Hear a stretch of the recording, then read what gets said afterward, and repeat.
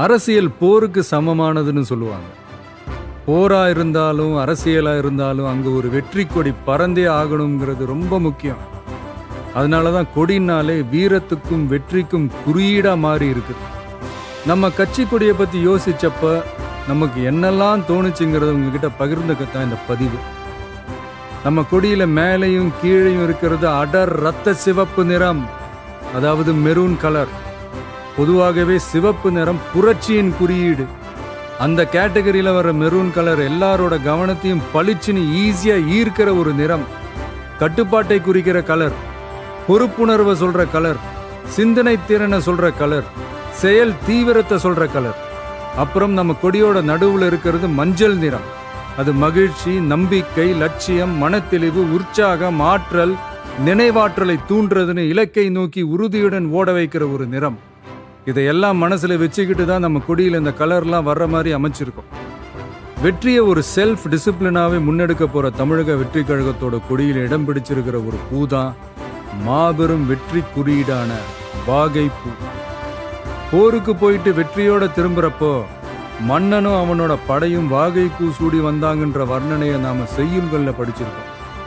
ஆனா மன்னர் பெரும்பிடுகு முத்தரையர் போருக்கு போறப்பவே வெற்றியை முன்கூட்டியே கணிச்சு வாகை பூ சூடிக்கிட்டு போனாருன்னு சொல்றாங்க. வாகைனாலே வெற்றின்னு ஒரு அர்த்தம் இருக்கான். அப்படியான வெற்றியில அரச வாகைனா அரசனோட வெற்றின்னு அர்த்தம். ஆனா இங்க நம்ம தமிழக வெற்றி கழக கொடியில இருக்கிற வாகை பூ மக்கள் வாகைக்கானது, அதாவது நம்ம மக்களோட வெற்றிக்கானது. இன்னும் சரியா சொன்னா இந்த மண்ணோட வெற்றியை சொல்றது. ஆகவே நாம நெஞ்சார நேசிக்கிற தமிழ்நாட்டு மக்களை, உலகெங்கும் வாடுற தமிழர்களை ஒரே நேர்கோட்டு சித்தாந்தத்துல பயணிக்க வச்சு வெற்றி வாகை சூட வைக்க போவதற்கான உறுதிப்பாட்டை குறிக்கத்தான் இந்த வாகை பூவை நம் கட்சி கொடியில வச்சிருக்கோம். அப்புறம் யானை. மிகப்பெரிய பலத்தை சொல்லணும்னா யானை பலம்னு சொல்லுவாங்க.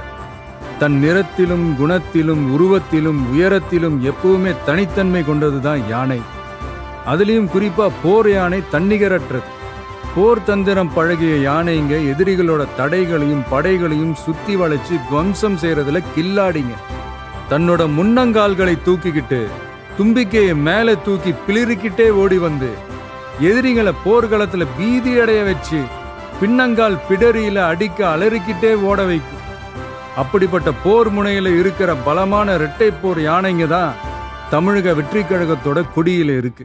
இந்த இரட்டை போர் யானைங்க எவ்வளவு பெரிய மதம் பிடிச்ச யானைகளையும் கண்ட்ரோல் பண்ணி வழிக்கு கொண்டு வர்ற வல்லமை பெற்ற கும்கி யானைங்க மாதிரி தான் யாரும் விரிவா வேலைக்கு சொல்ல வேண்டுமா என்ன? இந்த இரட்டை போர் யானைங்க எதை குறிக்குது, இது எதோட குறியீடு, இதோட கோடிங், டீகோடிங், மீனிங் எல்லாமே புரிய வேண்டியவங்களுக்கு ரொம்ப கரெக்டா தெளிவா புரியும். அப்புறம் நம்ம கொடியோட நடுவுல இருக்க வாகை பூவை சுத்தி நாம வென்றெடுக்க வேண்டிய நம்மளோட செயல் திட்டங்களை சொல்ற மாதிரி 28 நட்சத்திரங்களும் இருக்கு. அந்த நட்சத்திரங்களை பச்சை மற்றும் நீல வண்ணத்திலையும் அமைச்சிருக்கும். இது நாம கட்டமைக்க போற சமூக நல்லிணக்க அமைதி பூங்காவையும் குறிக்கும்.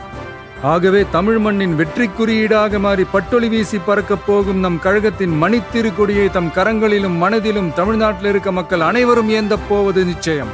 பறக்கட்டும் தமிழக வெற்றி கழகத்தின் கொடி, திறக்கட்டும் புதிய திசைகள், சிறக்கட்டும் தமிழகம்.